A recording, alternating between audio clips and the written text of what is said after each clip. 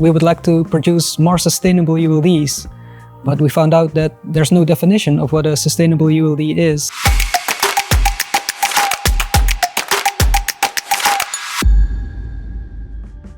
Hi Harwin. Hi Marike.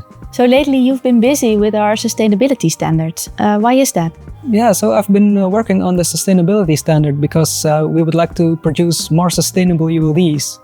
But we found out that there's no definition of what a sustainable ULD is. So what makes a ULD sustainable? It's actually very tough to say whether a ULD is sustainable or not. But what you can do is you can compare them and say which one is more sustainable than the other based on calculations. Okay, and how does the standard work? Yeah, so in the standard, we take a look at various impacts caused by several parameters. We take a look at the most important parameters in the design phase. So what do you focus on when trying to create a more sustainable ULD? So we found out that at least 95% of the impact comes from the use phase. And that's because the ULDs get transported by airplane and there's CO2 emissions coming from that. So our main focus is lowering the weight of our ULDs. And does that mean that the standard only focuses on CO2 emissions? Well, of course, we not only look at CO2 emissions, we use the so-called recipe scores. All of those categories are combined into 3 endpoints, and those are damage to human health,